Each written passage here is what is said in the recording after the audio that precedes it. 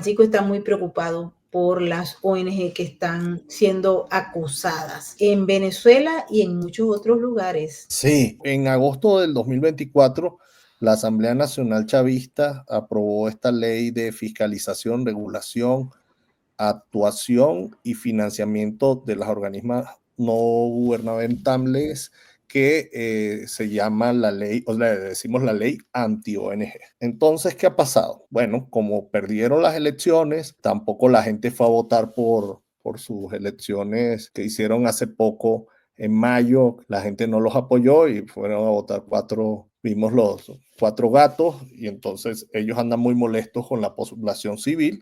Entonces han empezado, más que todo Diosdado Cabello, que estaba leyendo que tiene un prontuario, o sea, es un criminal internacional, definitivamente. Entonces empezó a nombrar a estas ONGs, entre ellas Provea, que son ONGs que tienen muchos años trabajando, los amigos del Foro Penal, que lo dije, y yo lo dije una semana antes, hace 2 semanas que hicimos programas, que dije que iban a empezar a perseguir las ONGs, a Foro Penal, que ha ayudado a más de 14,000 víctimas de persecución del Estado, de presos políticos y personas que han sido perseguidas por el Estado en sus más de 23 años que tienen ya en Venezuela trabajando.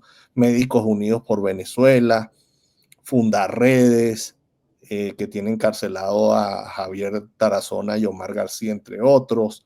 Acción Solidaria, que ayuda a personas con SIDA, que tenemos muchas personas con SIDA más, en muchos pueblos en Venezuela, que no tiene atención médica. Espacio Público, que defiende la libertad de expresión. Colectivos feministas y LGBT también han sido perseguidos. Y hay un caso específico, porque es un grupo con que nosotros hemos trabajado estrechamente, Benemets, se llama Alimenta la Solidaridad, que trabaja desde 2016. Esta gente empezó en La Vega, allá en Caracas.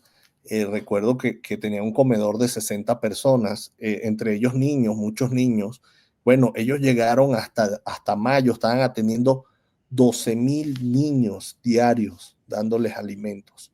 Bueno, esta gente tuvo que cerrar porque estos dementes de Nicolás Maduro y Diosdado Cabello dijeron que los iban a meter presos por dar alimentos a 12,000 niños diarios. Entonces, esto es lo que estamos viviendo. Tenemos un criminal internacional que es Diosdado Cabello, bueno, está acusado de narcotráfico, de narcoterrorismo, de asesinato en Chile, de crímenes contra la lesa humanidad. Está sancionado por Estados Unidos en 2018, Canadá en 2017, Unión Europea en el 18 y no puede entrar a Colombia desde 2019.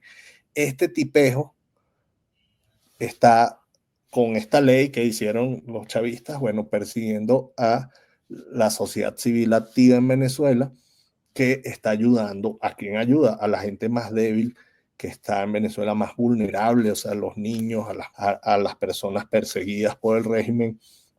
Y por supuesto, como no quieren que exista ningún tipo de oposición, y esto es una dictadura férrea, ya parecida a Nicaragua, pero ya va a ser casi que la Norcorea de América. Entonces están persiguiendo a las ONGs, pero también porque el otro cuento es que tú lo sabes, Maybor, mejor que yo, que se quedaron sin dinero. Están subiendo impuestos también a las empresas privadas. O sea, Venezuela está a niveles del 2017, pero peor. Lo que yo creo que va a generar otro problema en la región, porque va a salir más gente de Venezuela, viene otra ola migratoria, vienen seguramente más sanciones, o sea, ellos van a perseguir a los pobres venezolanos que están adentro, a la ciudadanía común, van a seguir metiendo presas mujeres, niños, personas embarazadas, señoras embarazadas y por supuesto hombres y militares que se les vayan revelando y yo no sé, en algún momento se meterán presos entre ellos porque ya el país no es funcional, o sea, el país está quebrado y con una población totalmente vulnerable. Y esa es la situación que estamos viendo. Y por eso esa caricatura de estos dos monstruos delincuentes, el carnicero, porque a Maduro le dicen el carnicero, ¿no? Y Eso es lo Diosdado, que ya su categoría de delincuente es, el Chapo Guzmán creo que queda como niño de pecho. O sea, estos delincuentes que llegan, que han sido jefes de carteles, no llegan al nivel de delincuencia de estos tipos, porque estos crímenes son no son crímenes entre carteles, ¿no? Que por supuesto que los jefes de carteles han matado civiles, eso lo sabemos, pero estos han hecho casi un exterminio, los venezolanos nos han tratado de exterminar. Y esto cuando salgan, vamos a contar la historia ya con todas las pruebas, ¿no? Los centros de tortura, todo lo que tenemos, helicoide y cantidades de centros de tortura, el de Boleíta que tenemos, eso va a salir a la luz.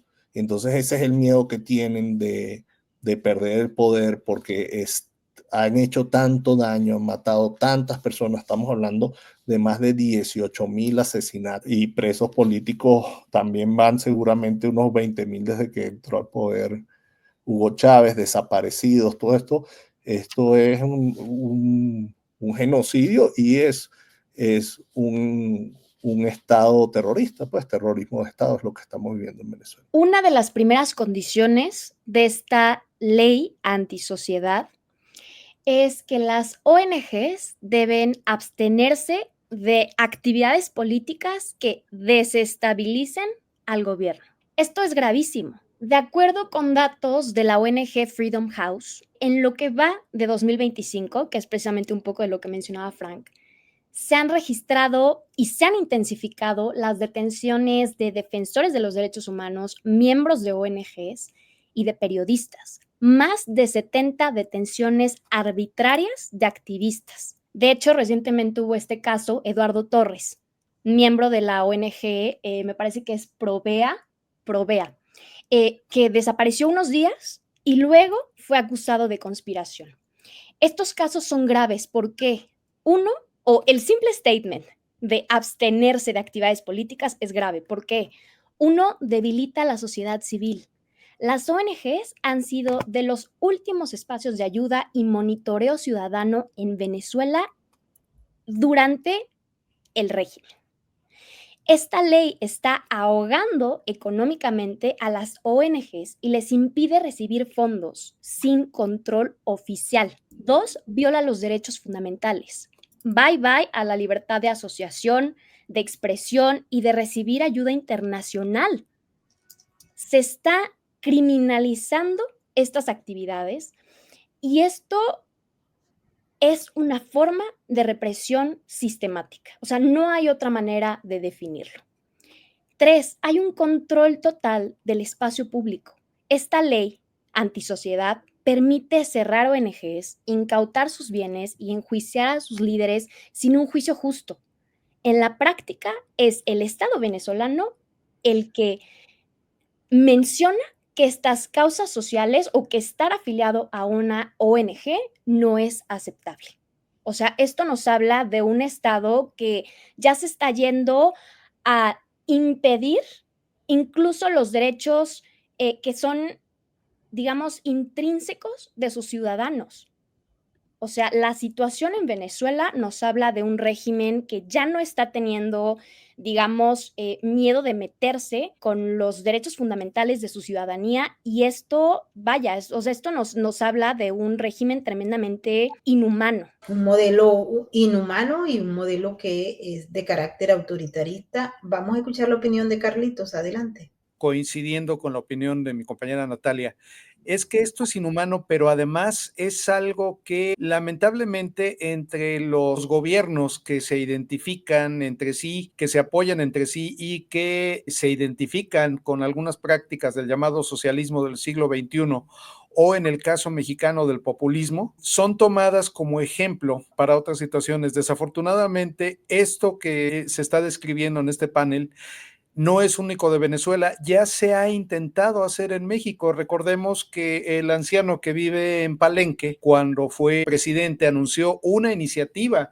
que pretendía regular las donaciones a organizaciones de la sociedad civil, particularmente a una que le ha resultado particularmente, o le resultaba particularmente incómoda, llamada Mexicanos contra la Corrupción y la Impunidad, a la cual en agosto del año 2024, es decir, hace menos de un año, literalmente le echó encima a la Unidad de Inteligencia Financiera de la Secretaría de Hacienda de México, acusando al gobierno de Estados Unidos de financiar con más de 96 millones de pesos a dicha organización.